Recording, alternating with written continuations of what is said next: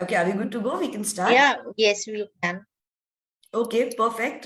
So thank you everyone for joining us on a Saturday evening, whoever's seeing this. My name is Mishika and I'm a lawyer. And here I am hosting a session with Ms. Bharti today. I'm a council member at Wiki and I'm the founder of this organization called NEEV, which works for women's rights and human rights. And today we have with us an exemplary guest whose work is more than I have it's combined work of many people that is being done by one person. So please welcome Miss Bharti here. She is the executive director and president of the NGO Sakshi. It's a rights-based NGO, and she has done tremendous work in the cases of sexual harassment at workplace and child sexual abuse. She's used theater and capacity building workshops to work with different kinds of strata in the society, and her work has focus not just on justice as we know it, but also restorative justice and transformative justice. And she's seeking, ways to express effects of structural violence on ordinary citizens. So, welcome, ma'am, and thank you so much for joining us. I wanted to actually start with a question for you, since you have worked in this area. To start with, the sexual harassment law as we know today, we hear about the POSH Act, we hear about the compliances that are supposed to be there. But in my experience, I see a lot of organizations not having an ICC even till date.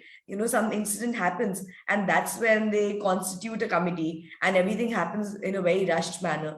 I want to understand from you if, in your experience, that's something that you have seen, and what could be the reason for such blatant non-compliance of a law that already took a lot of time to put in place. Mishika, you got, I think, about 5 questions in that one question. So let's just take this apart one by one and take it forward from here as such. So what I really want to say, I mean, ever since I started working with Sakshi under Naina Kapoor, who is the one who filed the Vishaka versus State of Rajasthan, and we have what we have today with us, the battle has been on. And I am calling it specifically and very deliberately, I'm calling it a battle. The battle is not about is the organization complying or not. The battle is really about mindsets. What we are actually talking about over here is disrupting a status quo. We're talking about the presence of men and women together in a workplace, which used to be only a men's club or a men's domain, or such all kinds of behaviors were whatever they were, because there was no need for any other consideration to be there, right? And then suddenly you have, not suddenly, slowly you have the trickle of women entering into the public domain, and that becoming a co-shared space, and that becoming a place where it is important then to think about what is it that each group of people needs, right? So the needs and the requirements of different groups of people needs to be taken into consideration. Now, you have all this at one end, and then you suddenly say, okay, now I have the law, because of the force of the law, everybody should change their behavior. That's not going to happen. That's not going to happen. And then again, it's a law without any teeth as such, because it is taking time to sediment and settle down and get the rules and regulations and the notifications and non-compliant. So it's taking time to settle down as well, right? So it's not something which is how should I say, that we can say that this is a battle that is going to happen between why are the companies not doing the action. Okay, that is actually true, that you can't put a law in place and then expect the mindset of the people to change overnight. That is something that it is an ongoing battle, and it is something that we are battling with. But then my next question would be to understand that even the state doesn't seem all that compliant, or at least all that, let's say, on the bandwagon to change things, which I want to comment with respect to the local complaints committee that is supposed to be constituted at a district level. And I have been looking for local complaints committee at different places. And for me as a lawyer also, it has been a task to find out whether there's a committee in place or not. And if there is, then who is the person where I can take my grievance. So in that case, the government also seems not to be doing what is one mandated to do. And even if it is, I think finding that information, even if that complaints committee is there, that problem of approaching them and finding out about them does exist. So what's the role of the government, and how can that sort of play a role in better implementation of what we have in the POSH Act? See, I mean, great. I'm glad you're taking it into the local LCs, the local committees at the district levels that are supposed to be there. So the LC and the IC together are actually covering every single workspace that we can possibly have in the country, right? Between the LC and the IC, every single workspace is covered under this act, that they have a mechanism in place mandated with the responsibility of building and creating a workspace which is free of sexual harassment, period. Not for women, just free of sexual harassment. It's an environment which is like, okay, this is an environment which is not going to be polluted by sexual harassment or any behaviors which can be attributed to sexual harassment for anybody. Right? That is a responsibility that has been given to the organizations, to the workspaces everywhere. Now, before we say government, now when we say what is the role of the government or the state actors, it somehow acquires an anonymous face, right? What is this body that is supposed to be? Let us start taking accountability ourselves. We are all responsible for workspaces. We're all responsible for workplaces, whether it is a small workplace, which has less than 10 people, LC, whether it is a slightly bigger onwards, which is more than 10 people, IC. How are we taking responsibility? How are we becoming accountable and taking the responsibility and the onus of ensuring that this workplace is free of sexual harassment? But for that, what is important is we need to be able to recognize what is workplace sexual harassment first. For that, we need to then take one step backwards and be able to recognize what is a workplace. We need to even take one more step back and have the employee, the co-workers, and the employers recognize that A, this is a responsibility, and they, two, B, that this is a right. For the co-workers or the employers to ask, is this workplace compliant, free of sexual harassment?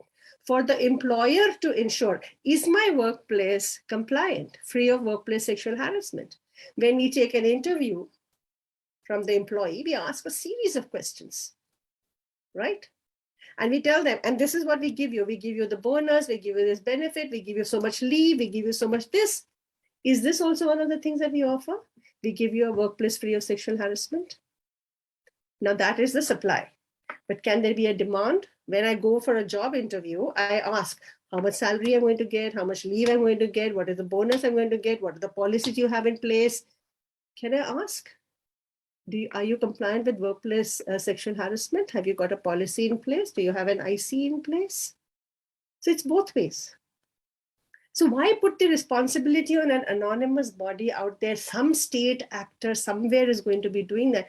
Everywhere is people. It's us. And that's the beauty of what Vishakha did. It brought it home. It said, no, this is a responsibility. It's a shared responsibility. And we can all be accountable for ensuring that where we are sitting, where we are working can actually be a clean place free of sexual harassment. Make sense? Yeah, it does. No, that's true that, a lot of accountability and responsibility is something that we should also take, which reminds me of an incident regarding this only, that I know someone who had faced issues of harassment while working in a big law firm. And they filed a complaint, they left from there, they applied to another law firm, a couple of them actually. And because of their credentials, they were called for the interview. But these are the questions that they asked. And according to them, these were the reasons why they weren't selected, because they were considered to be noisemakers, troublemakers.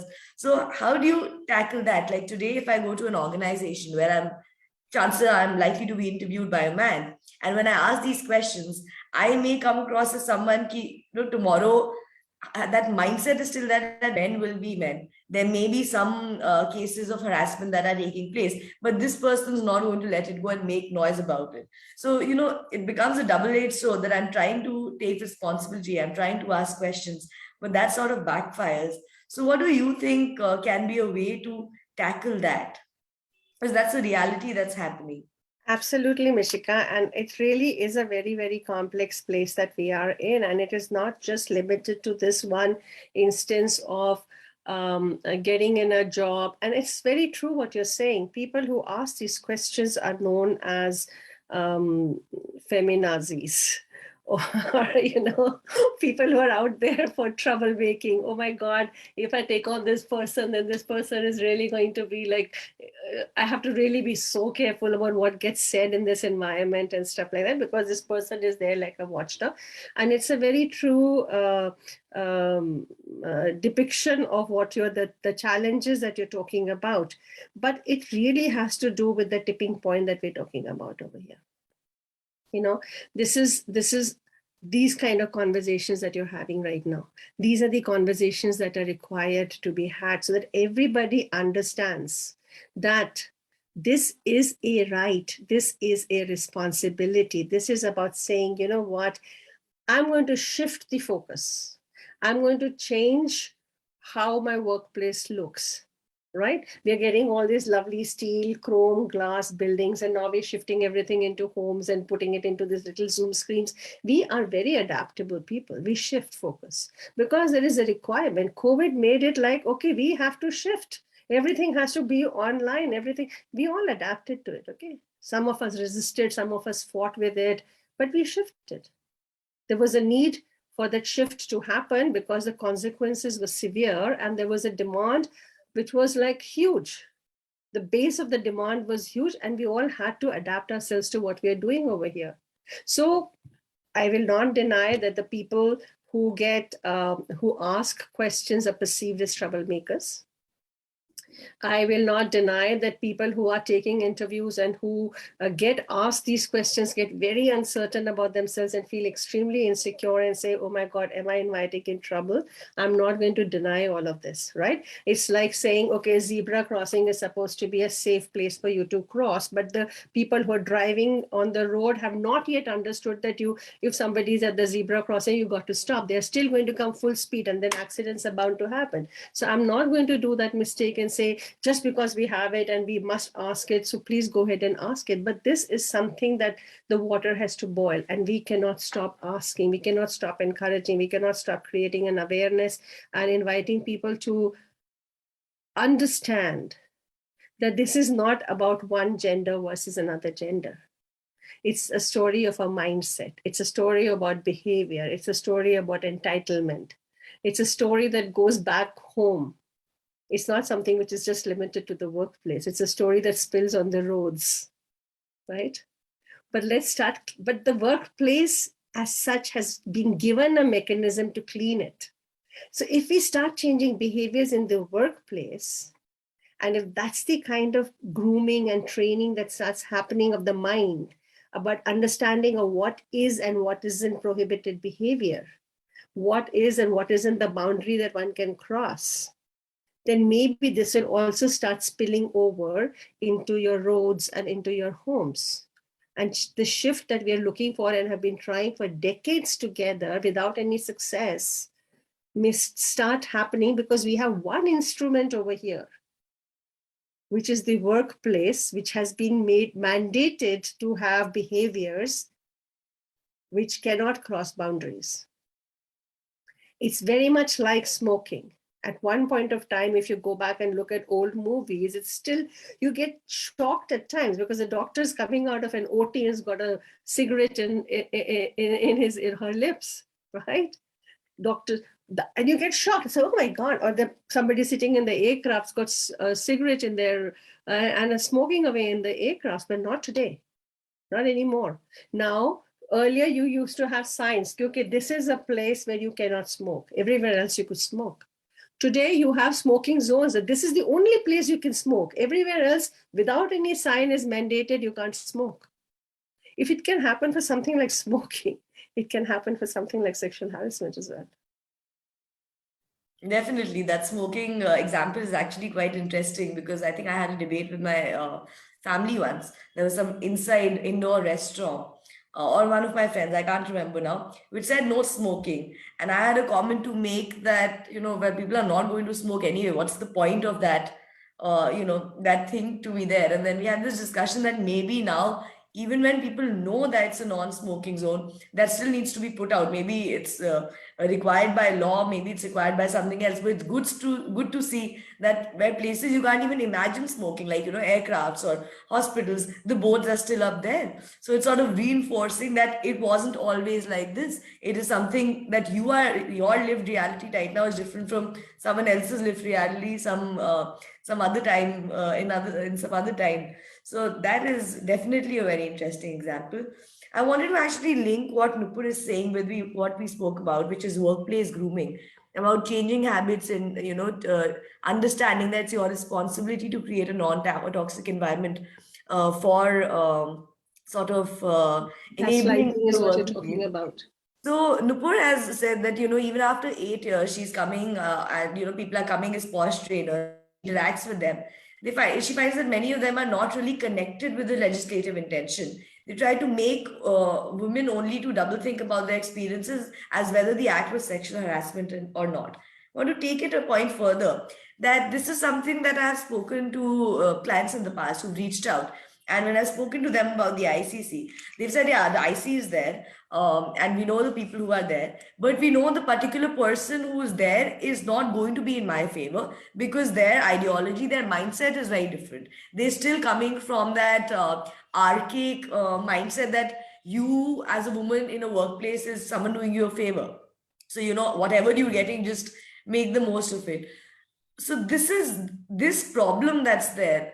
The workplace is largely a part of the society. It's the same people just put in a smaller place together. The same ideology, same patriarchy running through their blood and in their society. So how do we change that? What can we do to change that mindset? Again, see, okay, you might say, it's like an advertisement firm that you say ABC, and then it comes back to that one simple tagline again at the end of it. I would start with saying that, and I'll go into an explanation, come back into this to say, we have been given an instrument by Vishakha to make workplaces accountable. We have been given an instrument by Vishakha where the burden shifted from the individual to the institution. Okay, let's not take these instruments lightly. Vishakha made sure that there was a third party presence. That is something that Nana talks about all the time. Just as she talks about smoking all the time, she talks about this third party presence all the time. And the third party purpose was very, very clear. You need to have expertise over there. You need to have somebody who understands what we're talking about, who's unbiased. But what is happening now is that a civil engineer is being asked to sit down and do coding for a app. Okay, so anybody you think who has worked with women or children, maybe done nutrition, is today capable of sitting around and understanding what are the nuances of workplace sexual harassment and how is it that we need to be doing. Secondly, what we're looking at, and I'm sorry, you're a lawyer and I have nothing against lawyers. I mean, Nana's a lawyer. Sorry, I would understand if you had something against lawyers. I would totally understand. No, But the tendency, the general tendency in our country is to go litigate criminal justice. That's the first thing we want to do. We want to go to the police, we want to go to the FI, we want to go to the courts, we want to litigate. Okay, that's the general tendency that we have. POSH is not about criminal justice. POSH, if anything, is looking at, so even the kind of processes that you're putting into place have to come in which are not oriented towards criminal justice processes. Okay. Are you with me so far? Yes. Then we come to what you're talking about, that in the workplace, all these people who are sitting over there do not understand what we are talking about. You're not far wrong, because patriarchy is gender agnostic. It's not about man or woman who's, so women are as patriarchal as men, because that is the mindset that we're bringing in over here. We're not coming in from an equality mindset. We're coming in here from a patriarchal mindset. And we are talking about equality issues over here, because this is based on, under the whole preamble is based on equality. The interpretation of the act has to be done from the prism of equality. Workplaces are not a favor to women. It is as much my place as yours, as anybody else's, right? Just as homes are not specifically only for women to be looking after. It's as much a man's responsibility as a woman. But if there is a newborn baby in the house and the man changes the nappy, the woman says, thank you. Why? Think about it. It goes as deep back as that. I think the responsibility of a father is only till the child is born. And then it's supposed to be the mother.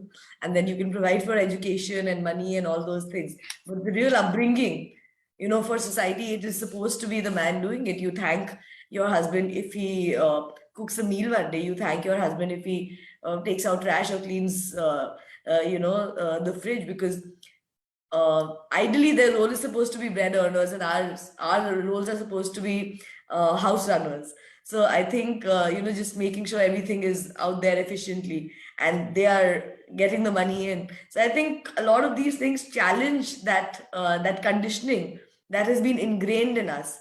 And maybe I think that's why it's still a battle, that in a decade also you can't change this mindset.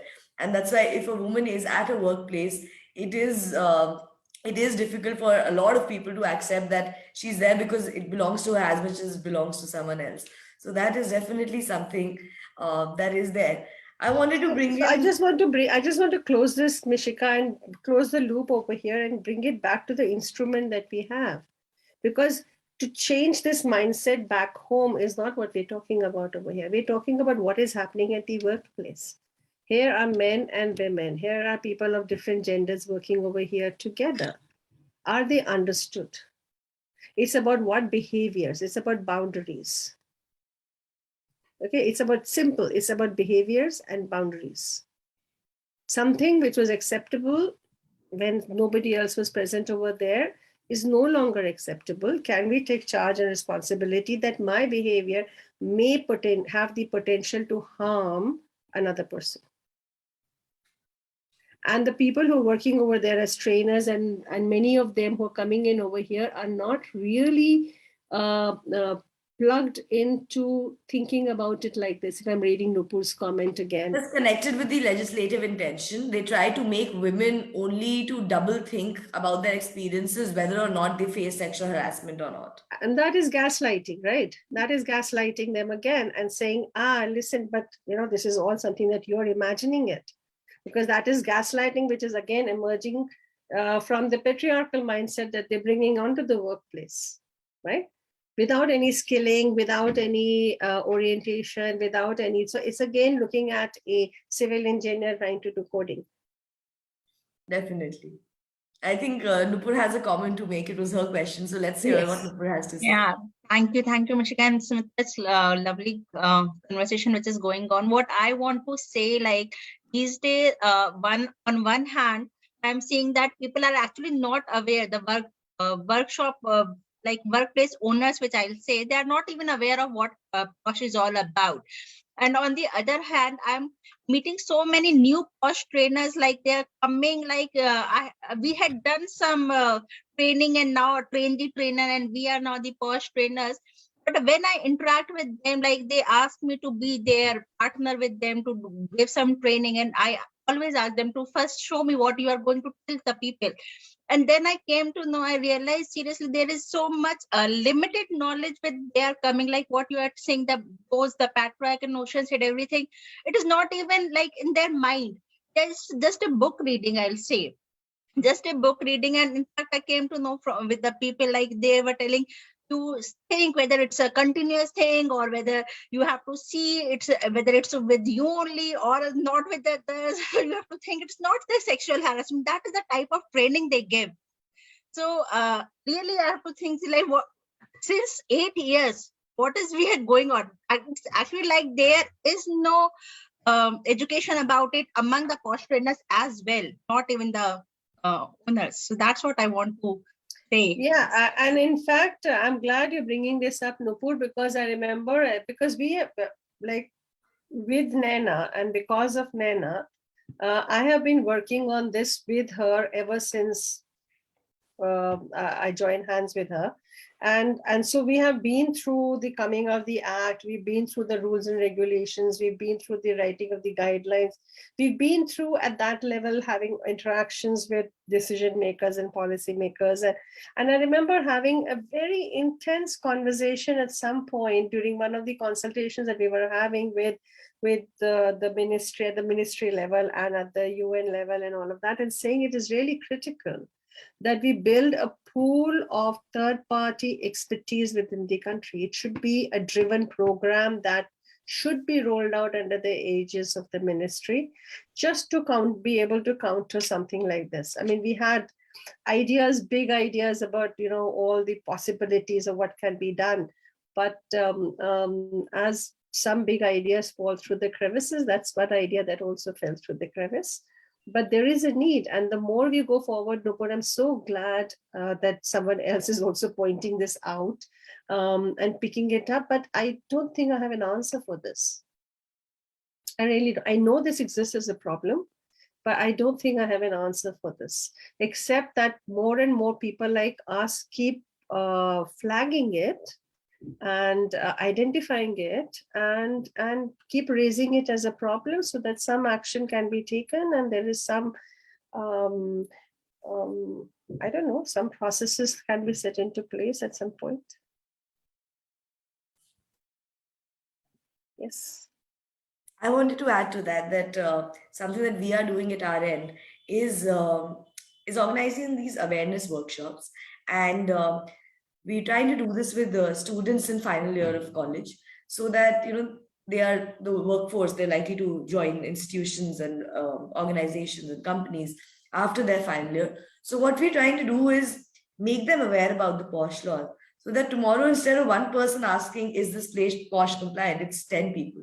And then it's difficult to refuse those 10 people because they're all asking the right and the same question. There's not one troublemaker, then it's everyone's going to be a troublemaker because they want to be legally in a place that takes care of their workplace being non-toxic. So that is something that we are training college students for. It's not POSH training per se, but it's more like an awareness workshop for these students. And we're hoping that that will sort of change the mindset, that even if the giver is not aware of what they're supposed to give, at least the taker is aware of what they can demand. So that's something that we are trying to create. And more power to you for that, Mishika, because and you should be doing it as a POSH training, because that's what we are doing here at from Sakshi right now with all the NSS units across the country. So we are hoping to reach as many as we can, where we are specifically going in and giving this kind of an awareness to the students in as many colleges as we can, so that, yes, we have to increase the demand for it and the supply has to follow. That's something that we have learned from economics, right? Yeah, so yeah, that's maybe a good starting point, and good to have so many different people, working towards a common goal. So, there's input from here, 5 different places. I think the end result is going to be significant for a change to be brought about. So that is something that we're doing. Another thing that I was thinking that, and this is coming from the Justice Verma Committee report, there was a lot of talk about gender sensitization of the police forces. It never got sort of materialized, but that has been a big part of the discussion in the Justice Verma Committee report.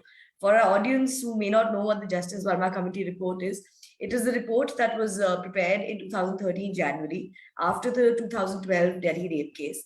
And in that report, the 3 judges that worked on it talked about gender sensitization. They gave they gave recommendations for amending the Indian Penal Code of the CRPC and the Evidence Act. And because of those recommendations, individual offenses like acid attacks, stalking, sexual harassment were included in the Indian Penal Code. Up until 2013, they were not clearly defined. There were only sections talking about outraging the modesty of a woman, and modesty was not defined anywhere. So it was a very vague thing. The only proper offense recognized was that of rape. Anything less severe than rape was not properly recognized. So that is the Justice Verma Committee report that now I want to sort of talk about, that it spoke about of gender sensitization. Do you think there is a way to use that gender sensitization in these setups? Maybe everyone who's an IC member is liable to attend one gender sensitization workshop by an NGO or something like that. Like, I just wanted to brainstorm with you if there's a way to enable that. No, thanks, Mishika. I wouldn't say gender sensitization. I will say skill building of IC members, right? Not just orientation, not just capacity building. I will say skill building of the IC members. A, they need to understand the subject. B, they need to be able to identify their own attitudes and biases and myths and stereotypes that they're operating out of. It needs to all come out and be juxtaposed against what is expected of them. C, they need to understand all the processes.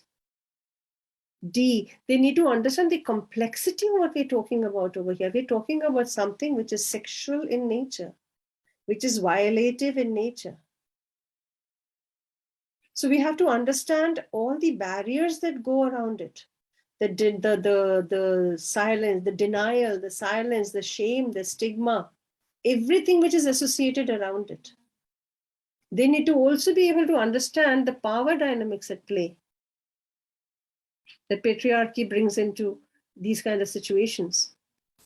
Until unless they have actually experientially understood all of this, cognitively understood all of this, done a hands-on practical application of all of the things that they're supposed to be doing, how are you letting them go out over there and decide the lives of people?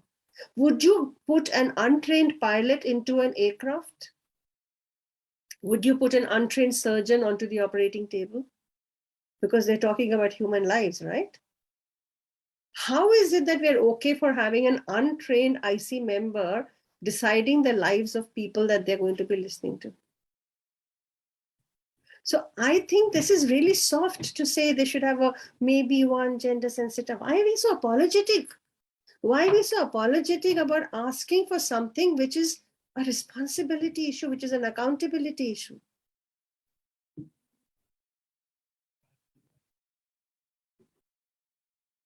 Is something that, yeah, that is exactly what I was thinking about. But again, I would want to again come back that who or how should, if there's any way in which this can be ensured, the thing that you said about need to understand the subject, identify their own biases, need to understand the process and the complexities that are involved. Is there a way or maybe a sort of model in which this can be implemented, where IC members are attending these skill building workshops, which are making them efficient in their role that they're supposed to perform? Is that an idea that you have, or something that can be explored? See, that's work that we have been doing for decades now, right? We have been doing it. But if it has to be scaled up, if it has to be replicated, then that's something that we have to, that's a model that has to be, needs buy-ins with people like you. These people, everybody needs to come together and say, this is the demand, this is what is needed, okay? These are the benchmarks. And then we can have as many medical schools and as many pilot schools and as many IC schools as possible, and we can take this forward. Okay, but yes, there definitely, the model exists, the benchmarks exist, the understanding exists. Look what Nupur is pointing out. The minute she's having interactions with the trainer, she's saying, no, you're not ready for it as yet. I will not say capable, I will say not ready as yet, right? But maybe with education, information, practice, they will get ready for it. And But no, it's I about understand. putting it together and ensuring that there is some gatekeeper somewhere. Because every day I get, oh, we are certified by the ministry for POSH training. And I'm like, okay, so I want to know what the certification is. No, I don't know definitely, that. yeah. No, that's definitely an issue that's there. Um, Moving on, something I wanted to discuss with you. We had the Vishaka guidelines operate for a very long time, and they happened because of the case. From the Vishaka guidelines till the act was finally there, took some time. And Mhm. from the act, now we're at a place where you spoke about identifying what a workplace is, identifying what sexual harassment is. Do you think the definition of workplace and sexual harassment is now adequate considering what has happened in the last 2 years in terms of COVID? Or do you think an amendment is needed before that entire confusion of it happens, whether this is the workplace or this is sexual harassment or not? See, I mean, these are very personal thoughts which have not been vetted or vented, both. But we are standing at a very interesting cusp, extremely interesting cusp, where first we moved out of the home space into the workspace, which was a separate physical identity. Okay. A separate physical identity. So that particular space gave a different physical identity even to the women, men and women both, right? And then you came home and there was a different kind of an identity that you wore. And many women traversed both these worlds, got used to traversing both these worlds. So they were a different person when they were in office, and they were a different person when they were back home, right? Now, suddenly, the home is the workspace and workspace is the home, right? Now, just going back, taking a step back again and saying when it was home and work was two separate spaces, you said, okay, whatever happens at home happens at home. That's none of a problem. But this workspace, these four walls which are over here, is my responsibility. So I'm going to make sure that this is this kind of security, this kind of safety, this kind of equality, this kind of, So I'm putting policies in place to ensure that these 8 hours that you're spending in this box of the physical workspace that you are there, you are given your rights in a certain manner, right? That the workplace is taking responsibility. You have all those policies in place. Now, suddenly, the workspace is the home place and it's merged again. Now, do those policies extend to what is happening in the domestic space? Can those policies extend to the domestic space? And if I come specifically to workplace sexual harassment, then this environment that I'm talking about the loci standi of the IC or the workspace is what happens within the workplace, right? So then how am I defining the workspace for the person? Is it defined just by my interaction with the colleagues that I'm having? Or is it also extending or can extend into my domestic space also? It's an interesting cusp. As of now, what we have is workspace is defined as anything which is to do with work. Any engagement through any medium which I have to do with work is the workspace. That is how everybody is moving forward right now, COVID or no COVID. But it is an interesting cusp, and I wish somebody would explore it. Yeah, that is something that we've been looking at because, this is very interesting because some teachers reached out at the beginning of COVID saying that the students were harassing them in online classes. And that's something that we have been looking at. So it's interesting to see how that works with prevention of sexual harassment in workplace. Is it the responsibility of the institution to make sure that the students who are logged in with the teacher that's there, they don't do anything that's inappropriate? So those were some questions that we were tackling. But yeah, it would be nice to have more discussion on how this can now be incorporated, since it seems like a new reality that's there. Yes. So that is And something. I'm reading what Nupur is putting in over here, and I'm loving it. I heard a case that in COVID times, a wife made a sexual harassment complaint under POSH against the husband, that as he is working from home, he's covered under the POSH Act, and the POSH Act covers a third-party sexual harassment, So while doing the course of the Technically, work, she's checking all the boxes. Technically, it's a legally sound case. But when we think about it, it's slightly difficult. Nupur has also said something very beautiful, which I wish POSH trainers would take into account. She says that many times employers as well as employees just want to tick box ki acha ho gayi training.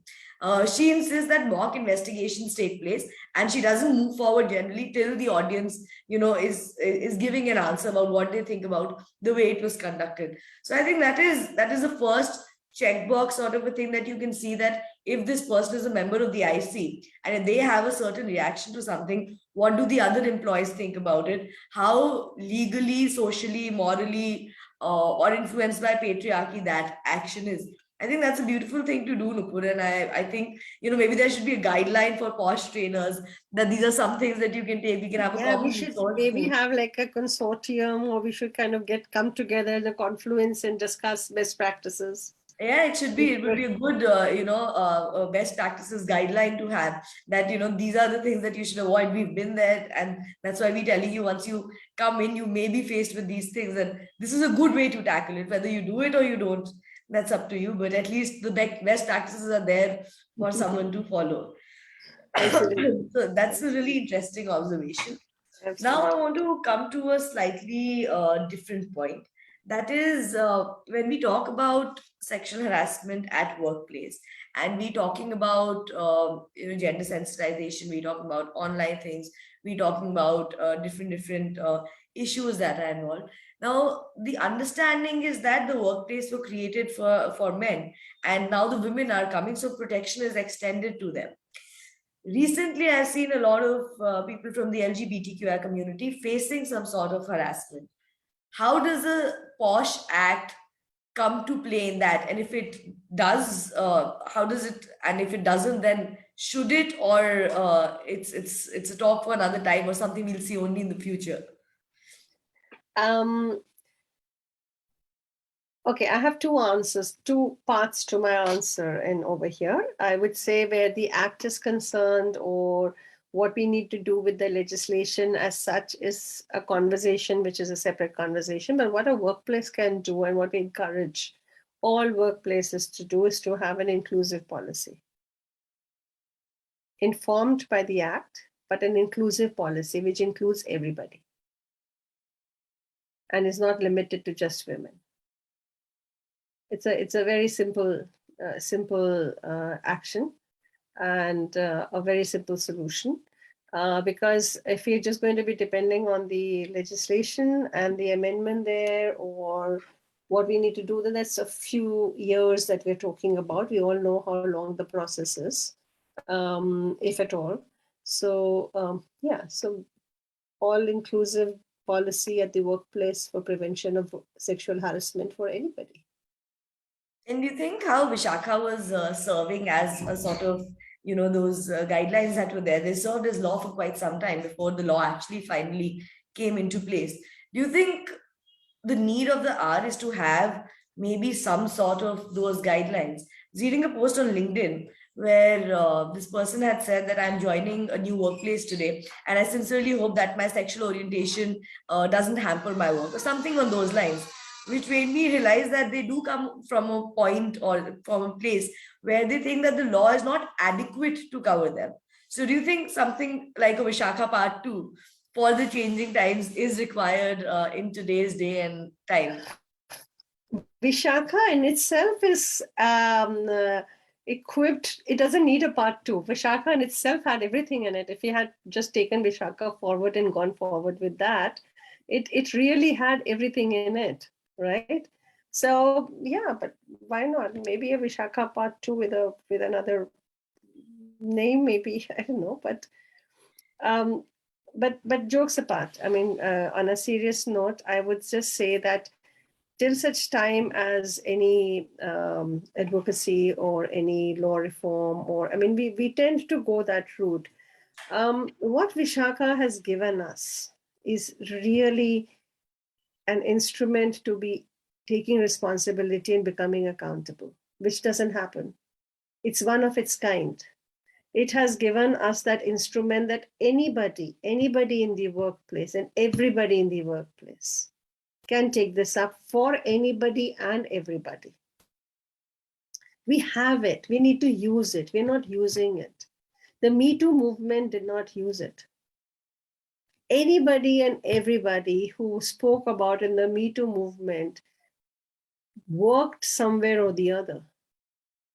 That workspace was responsible and accountable for ensuring that that was taken care of and addressed. And that would have made each and every single workplace accountable and rise up to meet the challenge. We took away the accountability from the institution and put it on the person. Back onto the individual. And what Vishaka gave us was it moved the accountability, responsibility from the individual and shifted it to the institution and said it is the responsibility of the institution to give every worker over there an environment free of workplace sexual harassment. Definitely. I think, sometimes we get... it is like you have something which is like so strong in your hand. But you're saying, oh, but can I have that? And can I take that? And can I take something else? Why don't you first explore what you have in your hand? You have it. You don't need anything else. Just use it. Explore all aspects of it and make it live in word and spirit. I think one reason I see for that is, convenience and the anger that is there. It's convenient for a person who's faced harassment to talk about the individual and saying the institution should have been accountable. And the anger is more against the individual than the institution. So I think the combination of convenience and anger sort of, makes that shift where we've forgotten to take into account that actually it's the organization that's responsible, the workplace that is responsible for leading to such an incident. So I think Absolutely. That is a shifted mindset. Every organization has to be alert to the potential harm, has to remove, you say mind the gap. गिर मत जाना नहीं तो मेरी गलती मानी जाएगी. Right? So you are taking care of your physical injury, but you're not taking care of this kind of a violation. This reminds me of when you talk about something beautiful is already there, but we're not taking it and we're taking other things. It's very common, like a seat belt. The only reason why people wear seat belts, a lot of people, is because it's otherwise they'll have to pay a fine and not for their own life and security. And I've seen people around me being very boastful that hum to pehente nahi hai seat belt, hame to kabhi fine nahi hua. That is fine, but your life is more important than paying that money. But that attitude, that behavior, whatever that is, it's someone else telling you to take care of your life. Otherwise, you'll be penalized for it. So, things are there for our betterment, but I think sometimes we lose track of how to best utilize them. And I think making a workplace accountable is something that has been beautifully given to us by Vishaka, but it's just out of anger and convenience that we find blaming the individual better than blaming the organization. So I think it's really, I would actually, Mishika, also shift the language a little bit from blaming. I would shift the language into holding accountable. I think we really have to start doing that. Let us hold each other accountable. Okay. So if we know who is accountable and what is accountable, then we will definitely be taking one step in the right direction. Definitely. That's so true. Shifting your anger from of course, the individual, but what gave that individual that space, that power, that opportunity to be able to behave like that and get away with it? Two things.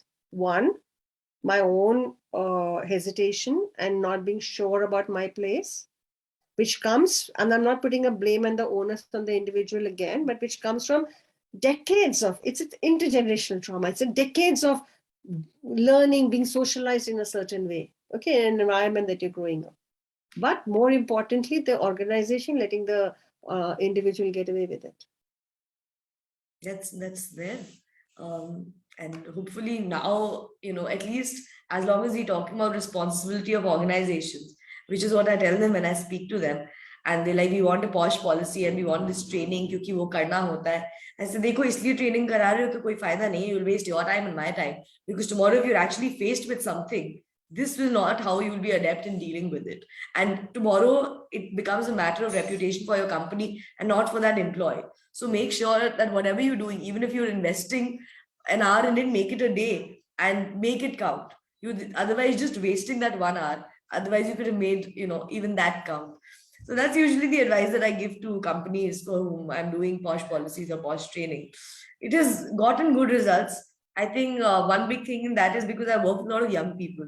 So there are startups, and usually the younger generation is more woke, open, aware, wanting to adapt and wanting to do things right and wanting to do things differently and in a better way.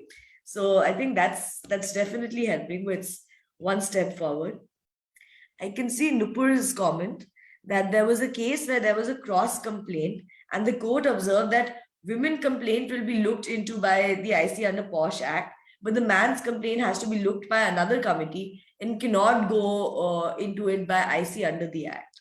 Which is, I think, what IC says, that it has to be a woman. So that thing, that issue is definitely there.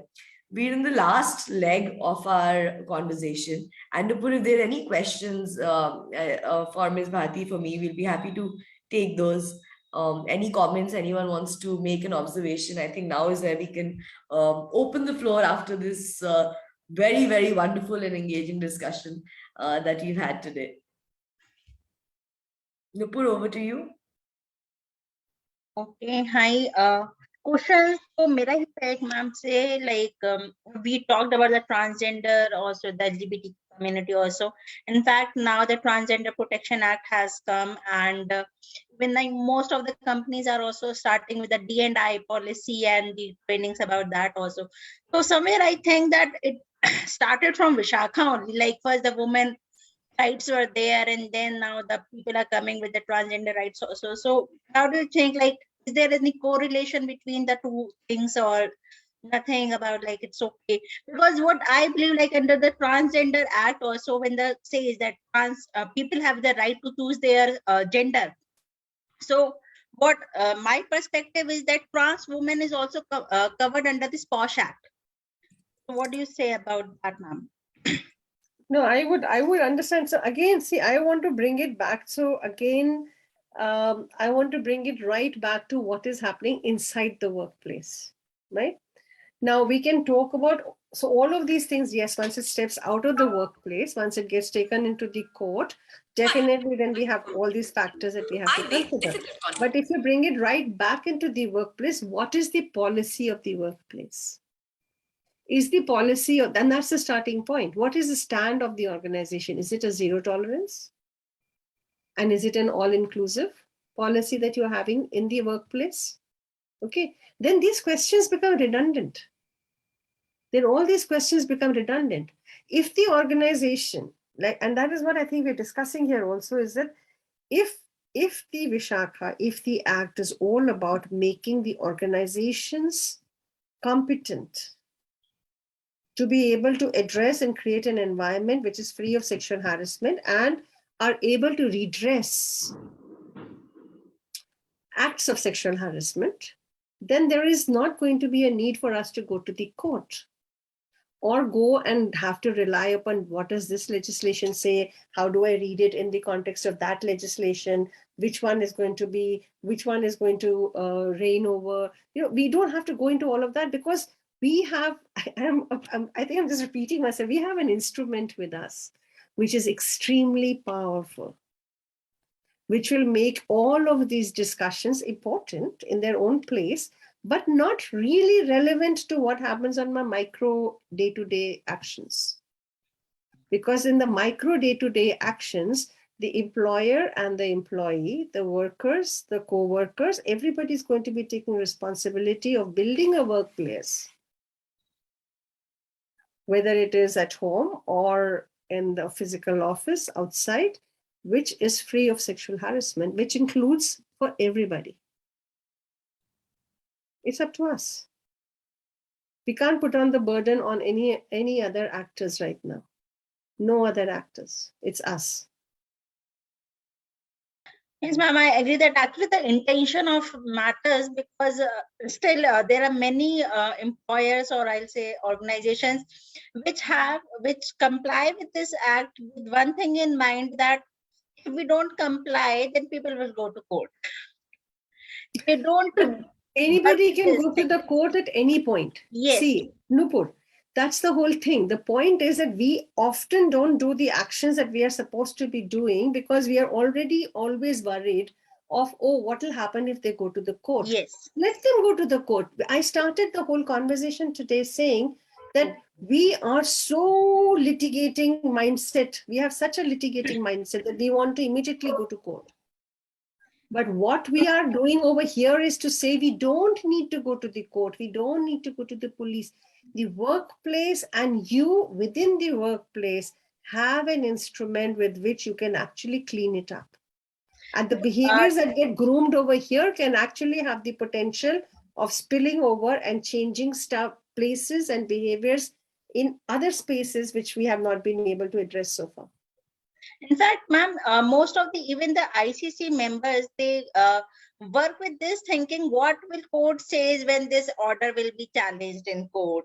They'll go, the one or the other party is going to go to the court, and what Let will them say? go They to court. say, You think you're a lawyer, you're an advocate. Both of you are advocates over here. Tell me how easy it is for people to actually get results from the Yes. court. Let them go to court. No, you be confident in what you're doing.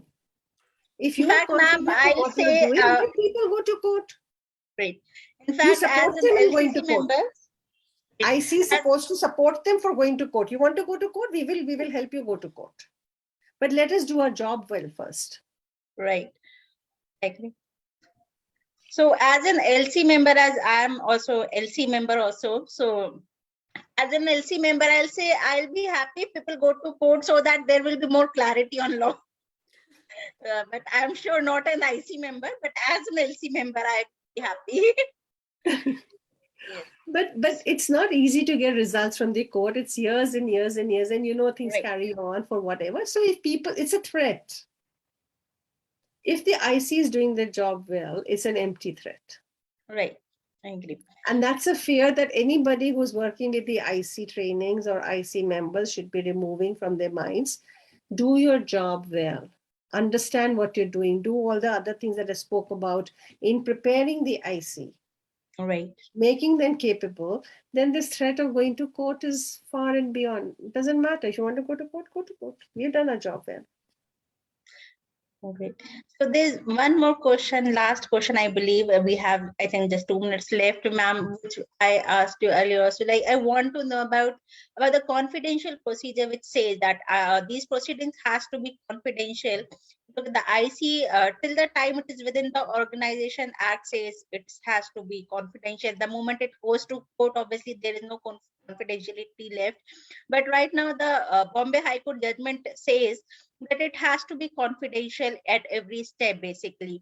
Even the judgments are not going to be reported without the permission of the court. And in that, as I told you, you may be knowing that even that there's famous Goa case which is going on still now. The accused moved an application in the court that give me the benefit of that Bombay High Court, and my name should be withheld on these. So what is your take on the confidentiality aspect? Like even in the rape cases, there is no confidentiality about the accused name and everything. Why this sexual harassment case? See, and this is again a very personal take that I have on this, the confidentiality bit. It is, we always say confidentiality as far as possible. Yes, we need to have confidentiality, but knowing the systems and knowing all the processes that are in place and knowing the multiple leaks which are there within the system, within the processes, in how everything has been done over there, very often from the IC's perspective, promising 100% confidentiality may not be a reality at all. Even though they say that even in your annual compliance report or all information about name, address, identity, or any other particulars of any and all people should be withheld, right? confidentiality as far as the person who has been harmed, the complainant, confidentiality as far as the people who are coming up as witnesses, right? That in itself needs to be taken care of. But as the legislation is framed right now, it says give 6 copies of every single piece of information to A, B, C, D, and E. And you know, like, so if within the act in itself, there's a violation of the confidentiality clause from the word go, which is something that we need to be addressing and relooking and seeing how is it that we want to apply to that. So what you're talking about, that the accused is saying, that accused or the respondent is saying that, you know, my confidentiality needs to be upheld, is a very far off thing. I mean, the breach is happening within the act in itself from the very beginning.